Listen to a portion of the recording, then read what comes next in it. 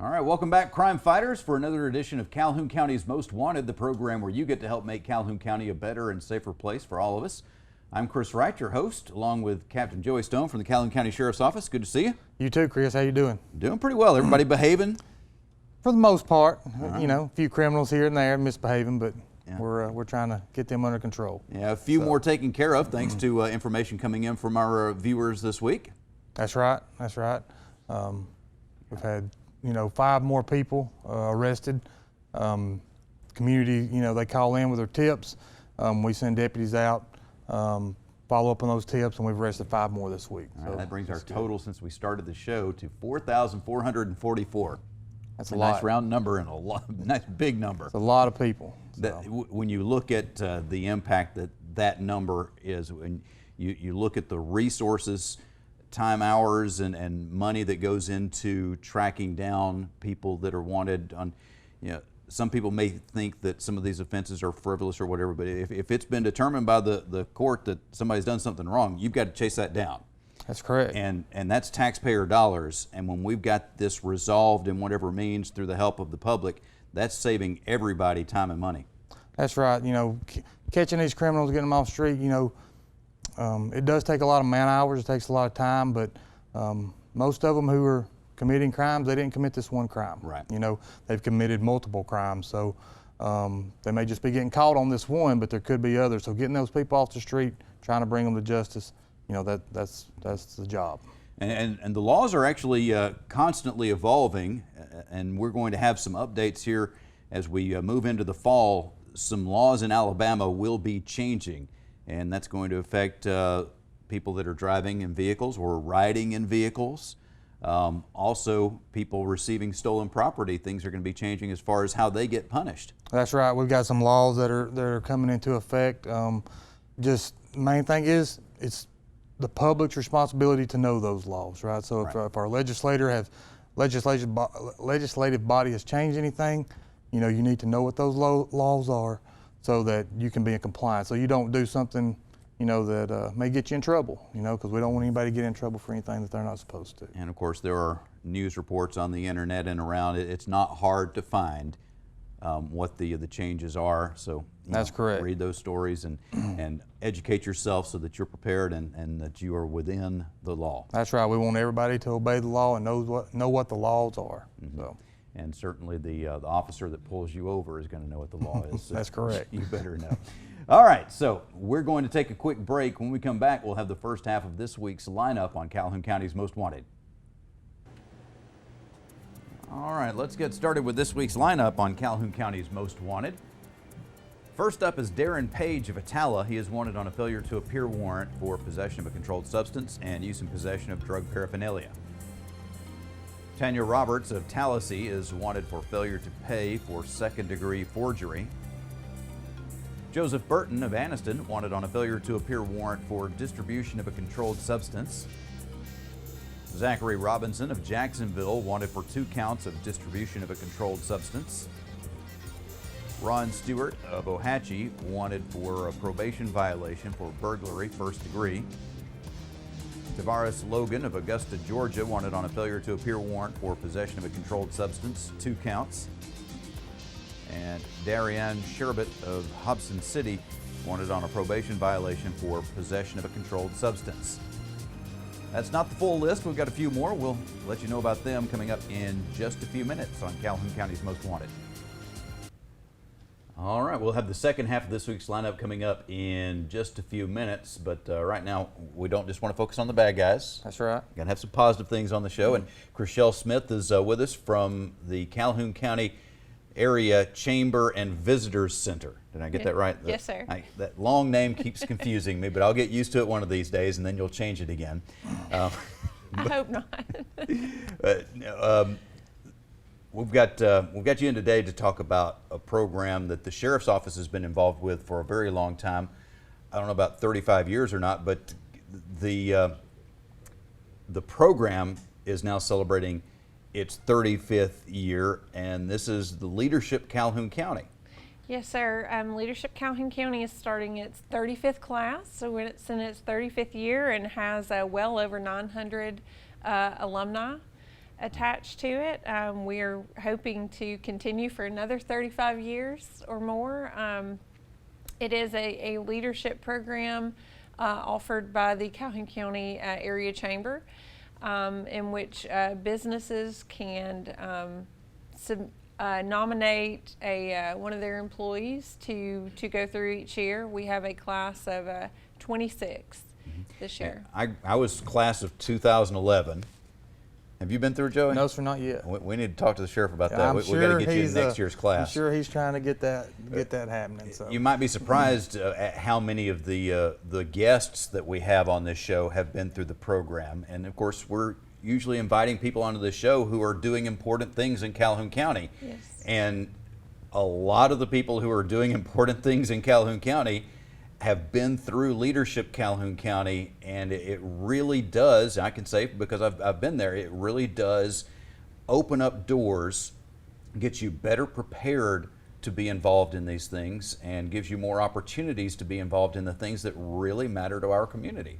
It does. It gives you those contacts with people in the community who are already in positions that are doing things, so that you can coordinate with them to create new programs or to work on existing ones. It also gives them skills and things to build their confidence and their skill set that they can use both in their business and in the community. It showcases a lot of the fantastic things that we have to offer here. It also showcases areas where we need assistance from the members of our community, our citizens, in order to improve things. So it does give them a platform of understanding a lot of that. Yeah, I took a lot away from my experience when I was going through the class, and then I served on the committee for several years as well. But what really, I think, struck me the most the year that I was going through the program was how much the community, different people, each month we have different elements to the program. We go visit a different place or learn about a different aspect of the community. And people really invested a lot of time and resources into making sure that the members of this class have a unique and useful experience. They really go out of their way because they realize the return that the whole community is going to see from this program. Yes, they do. We have the different days that focus on different areas. We have a day focused on industry and a day focused on small business and agriculture. And those people come in and they want to give you as much information as possible because they want you to know that they exist and all the hard work that's being done by them and by their companies. And so they do. They open their doors, and this class is exposed to a lot of elements that normal people are not going to get to see. And so, but I think it's good, especially like when we do Law and Justice Day, they get to take a tour of the jail, and unless you're in there as a criminal, you don't normally go in and take a tour of that. I think one of the reasons that people are so willing to participate and really go all out is because they see the class members, the people that are coming in, have made a very serious commitment themselves. This is not something that you sign up for and, oh, I'm going to go and show up when I feel like it and I'm going to do a couple of things that are going to be fun. No, this is a year-long commitment. It's not every day of the year, but it's a year-long commitment to being there every month and spending a whole day once each month really getting to know Calhoun County and our larger community. It is a tremendous commitment. We make sure that the companies that are sending someone through know that commitment and they sign off that they're willing to give up their employee for those days. We make sure that those class members know, because it's not just the 12 days that we meet. They have the other requirements that they do on their own. They have a 300-hour community service project because we believe in giving back to the community as much as possible. They also do a 4-hour ride along with a police officer or a EMT, just so that they can see what our first responders go through each day. And so it just gives them an appreciation of what we have. It does help, Joey, doesn't it, for the public to understand a little bit better what you're dealing with, doesn't it? It really does. You know, if the public can kind of understand what law enforcement has to face every day, it kind of gives them a different perspective to say, you know, I see what they're going through. You know, you know, it's a difficult job to do. And even hosting this show, people might think I know more than I do about law enforcement. But when I went through the program, I'd been on the show for several years, but I'd never done a ride along before. And we were there. We had a traffic stop going on. I think it was in Ohatchee, and just seeing what percentage of vehicles that got stopped just randomly actually had a reason to be concerned about that stop was eye-opening to me, and seeing how that's handled. But we've got some more we're going to talk about. It's not just law enforcement. There's a lot to this, and we'll find out more about leadership Calhoun County and youth leadership Calhoun County when we come back on Calhoun County's Most Wanted. All right, here we go with the second half of this week's lineup on Calhoun County's Most Wanted. Dina Simpson of Oxford wanted on bond revocation for possession of a controlled substance, use and possession of drug paraphernalia, and resisting arrest.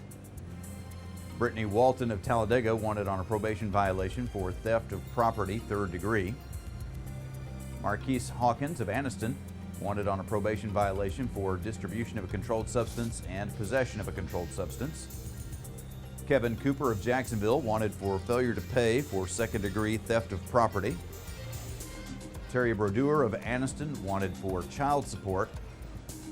And Jennifer Treadwell of Oxford wanted on a failure to appear warrant for use and possession of drug paraphernalia.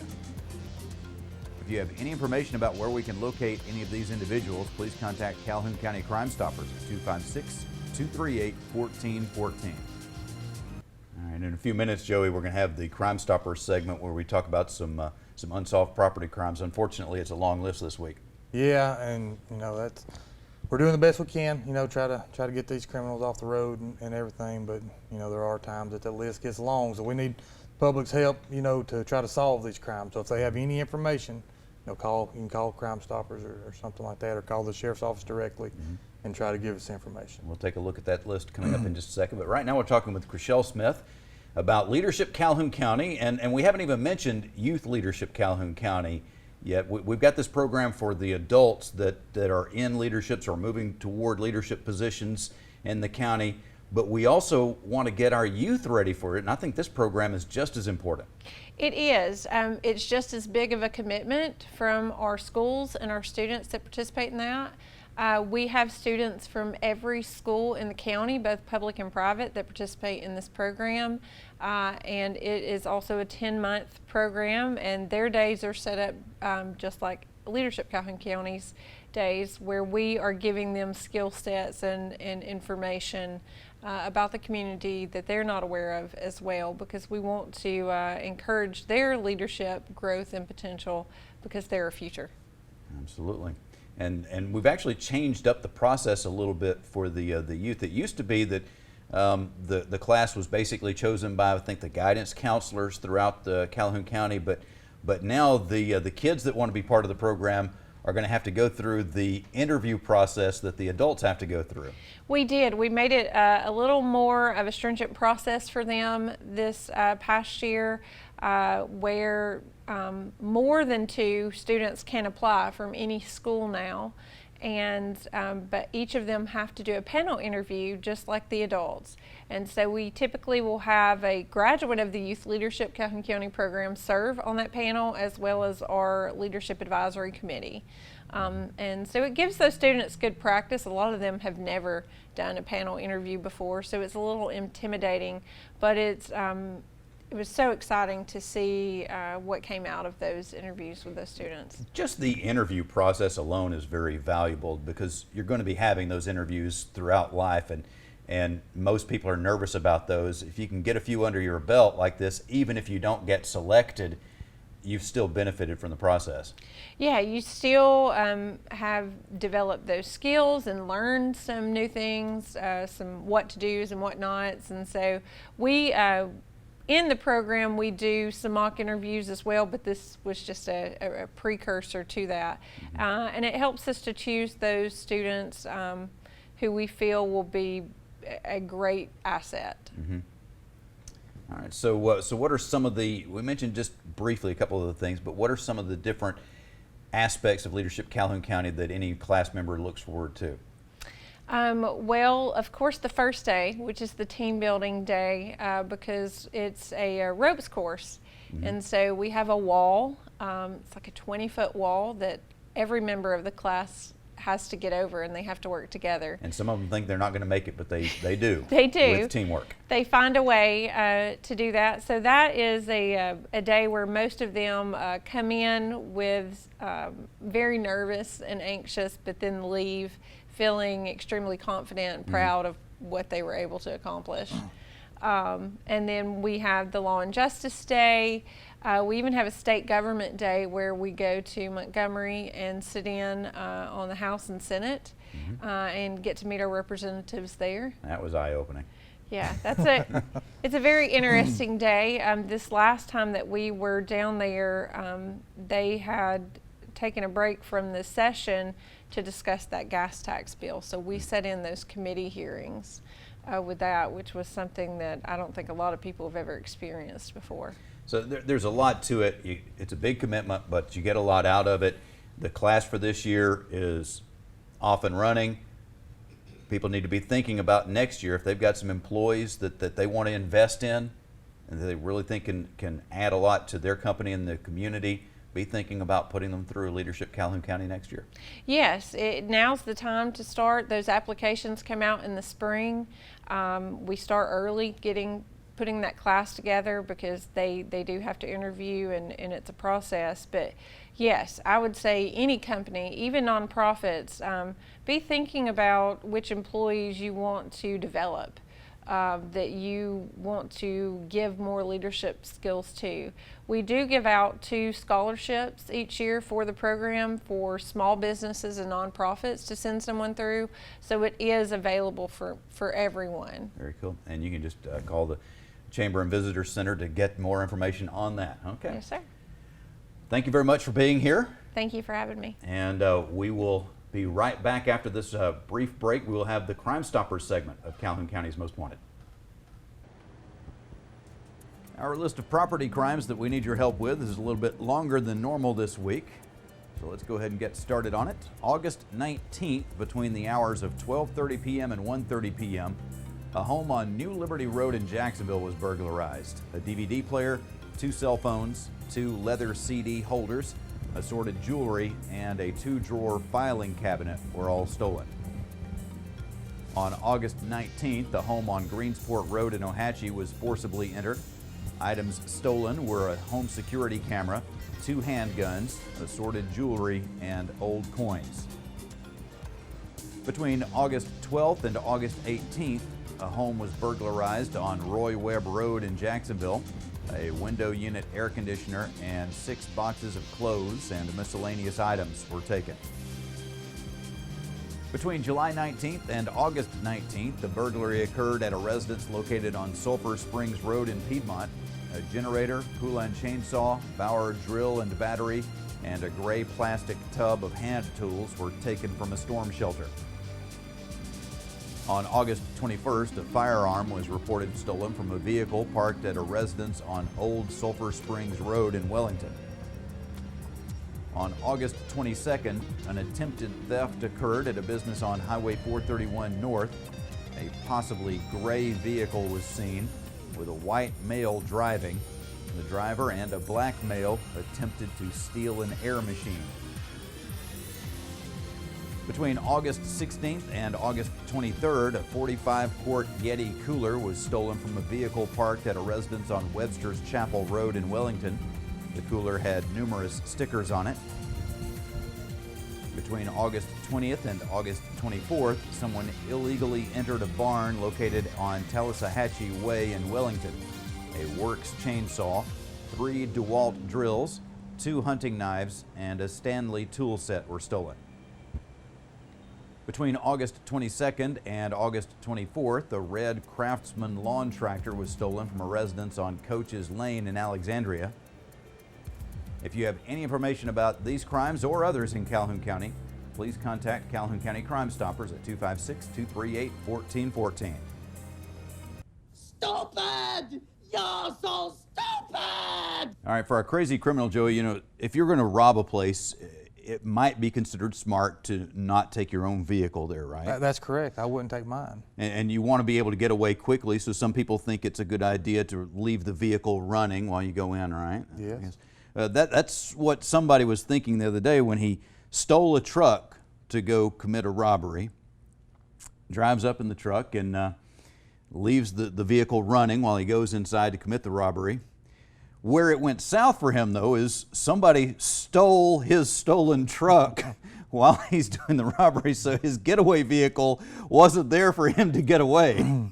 Like that's the definition of karma, ain't it? I think it is. So, he thought he was well prepared. He wasn't prepared for that. It didn't work out exactly the way he planned. doesn't sound like it did. I don't feel too sorry for him. I don't either. All right. Well, that's all the time that we've got for this week. We'll be looking for you again next week, but hopefully not in the lineup or driving a stolen truck that was stolen before you stole it on Calhoun County's Most Wanted.